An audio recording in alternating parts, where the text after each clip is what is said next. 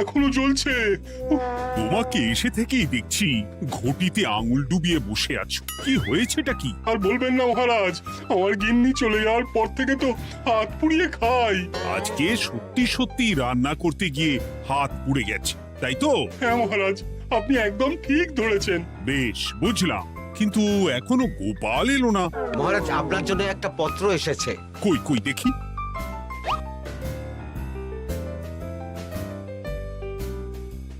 ঠিক আছে, তুমি এখন এসো। কিসের পত্র মহারাজ? দাঁড়াও, আগে গোপাল আসুক, তারপর বলছি। এই তো চলে এসেছি মহারাজ। দেখুন, আজকেও দেরি। আপনি কিছু গোপালকে বলেন না বলে লাই পেয়ে পেয়ে গোপাল আপনার মাথার উপরে উঠে গেছে। আমার নাম কি চুল নাকি যে মাথার উপরে উঠবো? আপনিও পারেন বটে। আমার নিজেরটাকেই চুল নেই। বাদ দাও, শোনো, আমি একটা নিমন্ত্রণ পত্র পেয়েছি। পাহাড়পুর রাজ্যের জমিদার বল্লভ নারায়ণ আমাকে নিমন্ত্রণ করেছেন। এ তো বেশ সুসংবাদ মহারাজ।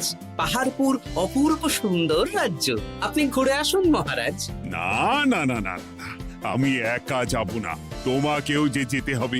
আজ বিকেলেই বেরোবো, তুমি জামা কাপড় গুছিয়ে রেখো। এ আমার পরম সৌভাগ্য মহারাজ। এ কি মহারাজ, গোপাল কেন যাবে? আমি কি দোষ করেছি?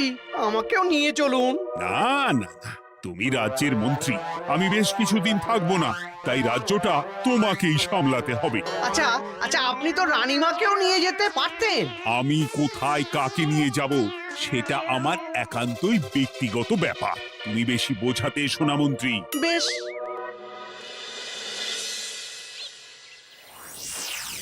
গোপাল গোপাল আর গোপাল, এই গোপালের জন্যে আমাদের কপালটাই মন্দ থেকে গেল।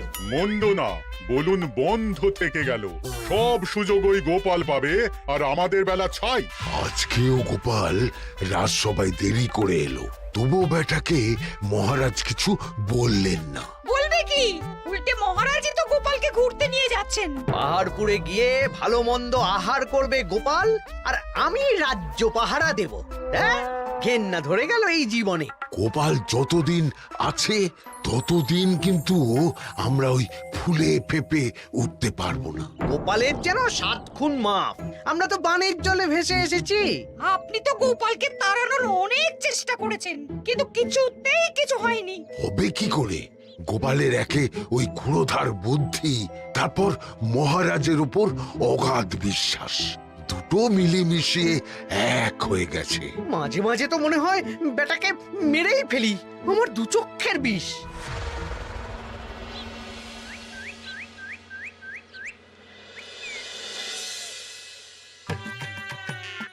বলছি গিন্নি, কি এত তুমি পোটলায় বাঁধছো বলো তো? এত দূরের রাস্তা, তাই শুকনো খাবার ভালো করে বেঁধে দিচ্ছি। হ্যাঁ, তা কি কি দিয়েছো শুনি? ভিজে চিড়ে দিয়েছি, মুড়ি, নারকোল কুচো, চিনি দিয়েছি। হ্যাঁ, ব্যাস, আর কিচ্ছু দিতে হবে না। আমার সাথে তো মহারাজও যাচ্ছেন। আমি একটু বেশি করেই দিয়েছি গো। দূর, সে কথা বলিনি। মহারাজ যাচ্ছেন তো, তাই মহারাজও নিশ্চয়ই রাজবাড়ি থেকে ভালো মন্দ খাবার নিয়ে আসবেন। যে যার নিজের তালে থাকে। কি আর করবো গিন্নি, উদরকে আদর করে যা সুখ তার অন্য কিছুতে নেই। বেশ বেশ, সাবধানে যেও। হ্যাঁ, তুমিও সাবধানে থেকো কিন্তু। আর নাতনি নাতনিগুলো এলে তাদের জানিয়ে দিও যে দাদু বেশ কিছুদিন থাকবে না। ঠিক আছে গো, ঠিক আছে। সাবধানে যাবেন মহারাজ।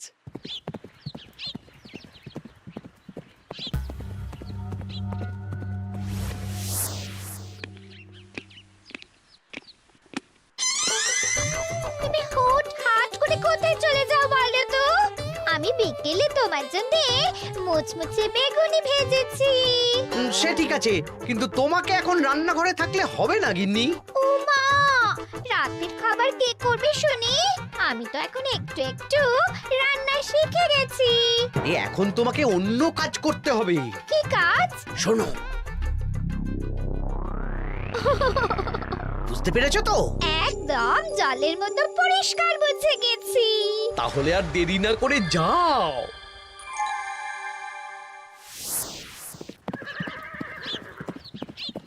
মহারাজ একটা কথা বলতে পারি? বলো গোপাল। আমরা পাহাড়পুর জমিদার বাড়িতে যাচ্ছি কেন? তুমি তো জানো আমাদের সেনাপতি এখন একা একাই নিজের সংসার সামলায়। হ্যাঁ, ওই ঘটনার পর থেকে তো সেনাপতির জন্য ভালো পাত্রীও পাওয়া যায়নি। পাহাড়পুরের জমিদার বল্লভ নারায়ণের একমাত্র কন্যা এখন বিবাহযোগ্যা, তাই আমি আর তুমি দেখতে যাচ্ছি। সেনাপতিকেও সাথে নিয়ে গেলে হতো। না, আগে আমরা যাব, মেয়েটা কেমন সেটা বিচার বিবেচনা করে ফিরে আসবো। তারপর যদি সেনাপতি রাজি হয় তখন আমরা বাকি ব্যবস্থার দিকে এগোবো, তাই তো?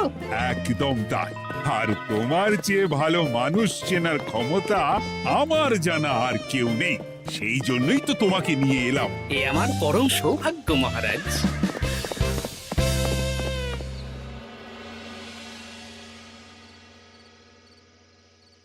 প্রণাম রানীমা। আরে মন্ত্রী গিন্নি যে, বলো বলো। এই কিছু বেগুনি ভেজেছি, তাই আপনার জন্য নিয়ে এলাম রানীমা। সরলা, তুমি ওটা রান্নাঘরে নিয়ে যাও। আচ্ছা রানীমা। ওমা, এই গয়নাটা পরে কি সুন্দর লাগছে আপনাকে। নতুন নিলেন? না না, বছরখানেক আগে বিবাহ বার্ষিকীতে মহারাজ গড়িয়ে দিয়েছিলেন। একটা কথা বলবো রানীমা? বলো না, কি বলবে? আমার মনে হয় আপনাকে আমাদের মহারাজ না আর আগের মতন ভালোবাসেন না। এই কি কথা বলছো তুমি? খোলা চোখে যা মনে হয় তাই বলেছে রানীমা। এই দেখুন না, মহারাজ হঠাৎ পাহাড়পুরে ঘুরতে চলে গেলেন আর আপনাকে নিয়ে গেলেন না। নিশ্চয়ই কোনো কাজ আছে, তাই আমাকে নিয়ে যাননি। ওই তো, এত ছাড় দিয়েছেন বলেই তো পার পেয়ে বসেছে। অপরাধ নেবেন না রানীমা। মহারাজ সব ব্যাপারে শুধু গোপাল আর গোপাল, কিন্তু বাড়িতে যে আপনিও আছেন সেটা মহারাজ খেয়ালই করেন না। আসলে গোপালকে মহারাজ খুবই স্নেহ করেন তো। আপনি আগে না গোপাল আগে? পাহাড়পুর তো এত সুন্দর জায়গা, চারিদিকে পাহাড়, পাহাড় থেকে নেমে আসছে নদী। ভাবুন আপনাকে মহারাজ নিয়ে যেতেন যদি। সত্যি তো, আমাকে তো মহারাজ নিয়ে গেলেন না। নিয়ে যাবেই বা কেন? আপনাকে তো আর মহারাজ আগের মতো ভালোই বাসেন না। সব ধ্যান জ্ঞান এখন শুধু গোপাল। হ্যাঁ, সত্যি তো, আমি তো এটা ভেবেও দেখিনি কখনো। গোপালই আপনার কপাল পুড়িয়েছে। আসছে রানীমা।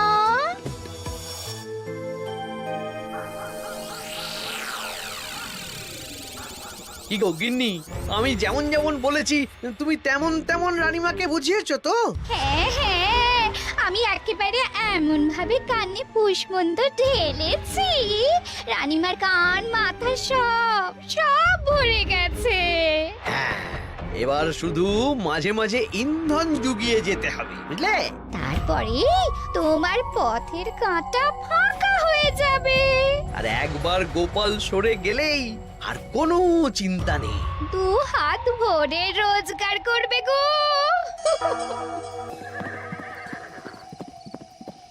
কি কেমন লাগছে যাত্রা? বেশ ভালোই মহারাজ।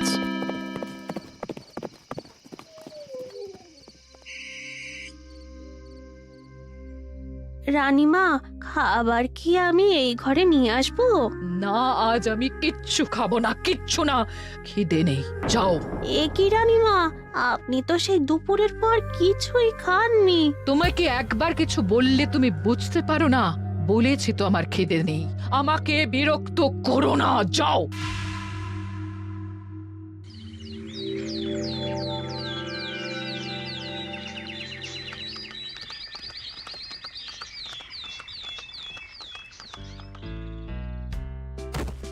আসুন মহারাজ কৃষ্ণচন্দ্র, আসুন আসুন আসুন। কি সুন্দর জায়গাই পাহাড়পুর, মনে হচ্ছে বেশ কিছুদিন থেকে যাই। তা থেকে যান না। এখন যে কাজে এসেছি সেটা আগে করে নি, তারপর যদি সব ঠিকঠাক তখন তো আবার আসতে হবে। তাও ঠিক। এই বিমলা মা, এদিকে আয়। এই নিন কমলা লেবুর শরবত। বেশ সুন্দরী দেখতে মহারাজ। নিজের মেয়ে বলে বলছি না, বিমলা সব কাজ নিজের হাতে করে। বাড়িতে পাঁচটা দাস দাসী আছে, তাদের কাজই করতে দেয় না। বাহ বাহ বাহ, ভালোই তো। আপনার মেয়েকে তো বেশ লক্ষ্মীমন্ত দেখতে। ও অনেক ছোটবেলায় মাকে হারিয়েছে, কিন্তু নিজের ইচ্ছে পড়াশুনো রান্না বান্না সব শিখেছে। যেমন হাতের রান্না তেমনই মাথায় বুদ্ধি। রান্না তো খেলেই বুঝতে পারবো। হ্যাঁ, আজ দুপুরে সব রান্না তো নিজের হাতেই করছে। আমি ওকে কিছু প্রশ্ন করতে চাই। দাঁড়িয়ে আছো কেন মা? বসো। মহারাজ, আপনার অনুমতি নিয়ে আমি বিমলাকে কিছু প্রশ্ন করতে চাই। করো না। আচ্ছা বিমলা, তোমার বয়স কত? আসছে শ্রাবণে আমি 19 বছরে পড়বো। আচ্ছা, শ্রাবণ মাসে জন্ম, বর্ষাকালে। বেশ বেশ।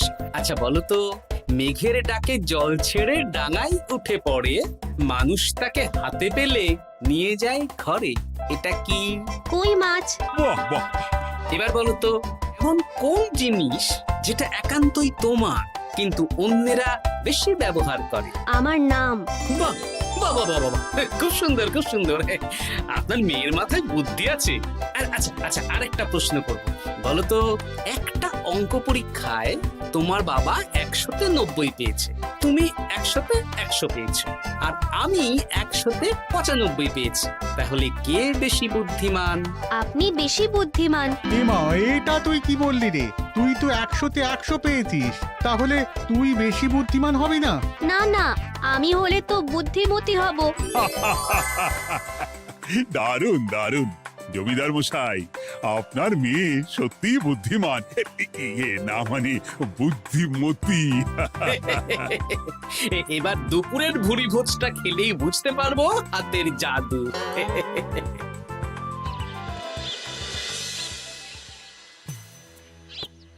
রানীমা, বেলা হয়ে গেছে, এভাবে না খেয়ে থাকবেন না, আপনার শরীর খারাপ করবে। তোমাদের মহারাজ আসুক, তারপরে খাবো। যতদূর জানি মহারাজ আগামীকাল সকালে ফিরবেন। বেশ, আমাকে একটু শরবত করে এনে দাও, আর কিছু খাবো না। আচ্ছা রানীমা। বুঝলি, আজ পুকুর ঘাটে গিয়ে যা শুনলাম না। কি শুনলে? রানীমা গতকাল বিকেল থেকে কিচ্ছু খাচ্ছেন না, মহারাজের ওপর রাগ করে। এখন রানীমার রাগ, এরপর ভাগ গোপাল ভাগ।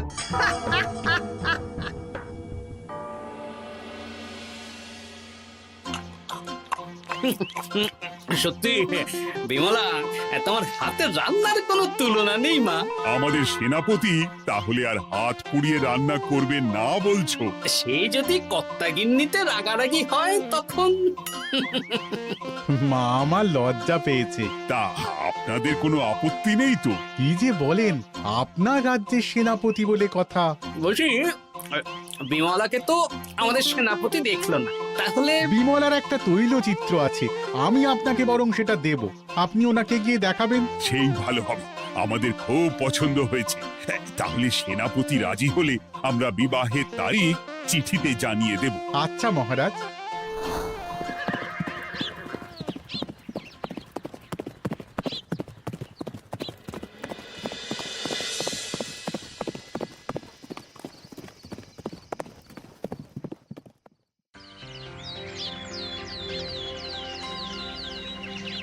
মহারাজ, আমি তাহলে আসি। যাওয়ার পথে আমি সেনাপতির সাথে কথা বলে নেব। হ্যাঁ হ্যাঁ গোপাল, এসো। বেশ ভালোই কাটলো পাহাড়পুরে। হ্যাঁ মহারাজ, অনেক ধকল গেছে, যান গিয়ে বিশ্রাম নিন।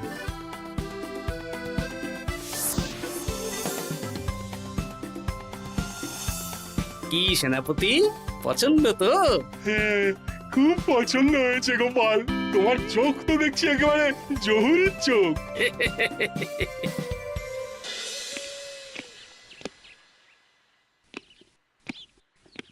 চিরটা কাল আপনি ওই গোপাল গোপাল করে কাটিয়ে দিন। কি হলো? রানীমা গত পরশু থেকে কিচ্ছু খাননি, গতকাল একটু শরবত খেয়েছেন শুধু। কেন, কি হয়েছে? দেখুন মহারাজ, সহ্যের একটা সীমা আছে। আরে, আমার তো কিছুই মাথায় ঢুকছে না। মাথায় শুধু গোপাল থাকলে আমার কথা ঢুকবে কি করে মহারাজ? আপনি আমাকে আর আগের মতো ভালোবাসেন না মহারাজ। এসব কি বলছো রানী? ঠিকই বলছি, আপনি খেয়ালই করেননি যে আমি গলায় আপনার পছন্দের পান্নার হার পরেছি মহারাজ? আরে আমাকে বলার সুযোগ দেবে তো। দেখুন, আপনি পাহাড়পুরে ঘুরতে গেলেন, গোপালকে নিয়ে গেলেন। আমারও মনে হয় কোথাও ঘুরতে যাই মহারাজ। আরে গোপালকে নিয়ে যাওয়ার প্রয়োজন ছিল, তাই নিয়ে গেছি। গোপাল তো আপনার প্রিয়জন, তাই ওকেই আপনার প্রয়োজন। আমি তো কেউ না। দেখো, গোপাল আমার সব বিপদে আপদে পাশে থাকে, তাই ওকে ভরসা করি, সেটা তো তুমি খুব ভালো করে জানো। আজকের পরে হয় গোপাল থাকবে, না হলে আমি থাকবো। না না না, এ হতে পারে না। গোপালকে আমি সরাতে পারবো না, আর কাউকে সরানোর জন্য কোনো কারণ তো চাই। আর কারণ যদি আমি দিয়ে দিই? কি কারণ? আপনি গোপালকে বলবেন আমার সাথে আপনার ঝগড়া হয়েছে। বেশ, তাতে কি? আপনি গোপালকে বলবেন ও যেন আমাকে বলে আপনার কাছে ক্ষমা চাওয়ার জন্য, আর আমি ক্ষমা চাইবো না। ব্যাস, আপনি এই সামান্য কাজটা গোপালকে করতে না পারার জন্য ওকে তাড়িয়ে দেবেন। ওকে মাত্র 7 দিন সময় দেবেন, ব্যাস। ঠিক আছে, আমি এক্ষুনি গোপালকে ডেকে পাঠাচ্ছি।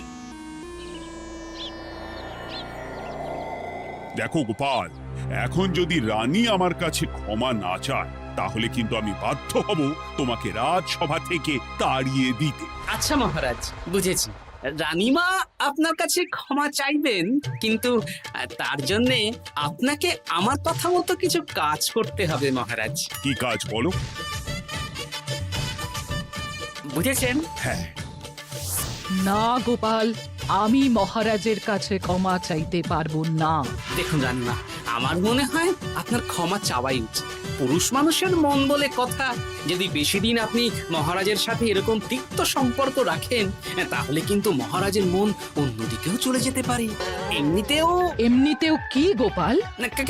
কিছু না রানীমা, শুধু এটুকু জেনে রাখুন, রাজবাড়ির মাঠে বাঁশ বাঁধা হবে। মানে কেন?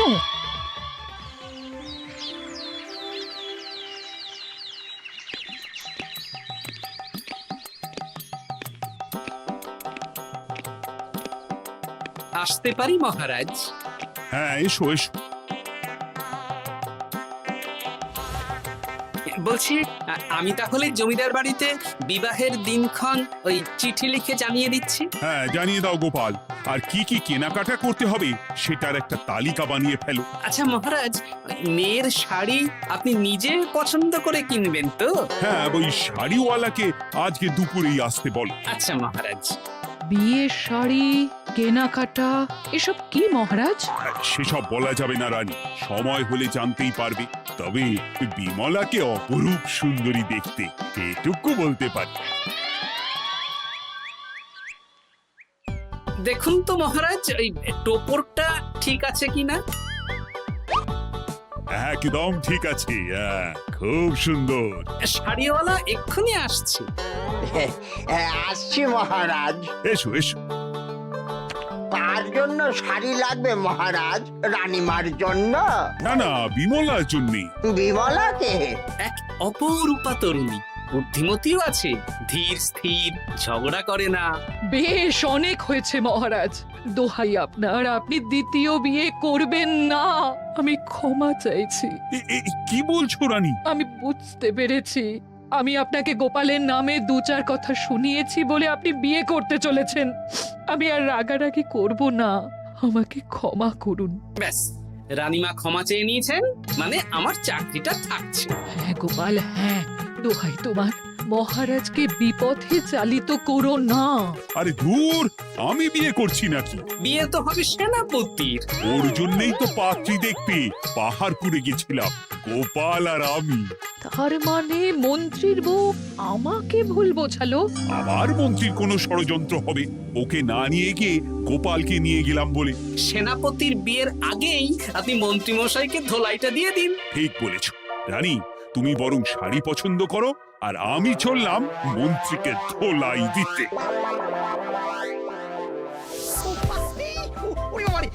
তুমি এত নীচ, হ্যাঁ? তোমার গিন্নিকে দিয়ে রানীর কানে বিষ ঢালা। ভুল হয়ে গেছে, ক্ষমা করে দিন। এখন মন্ত্রী মশাই ভ্যাঁ করছেন, কদিন পরে সেনাপতির বিয়েতে পে হবে ছাদনা তলায়।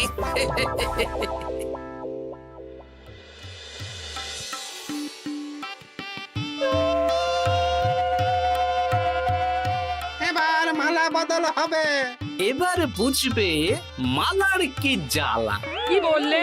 হ্যাঁ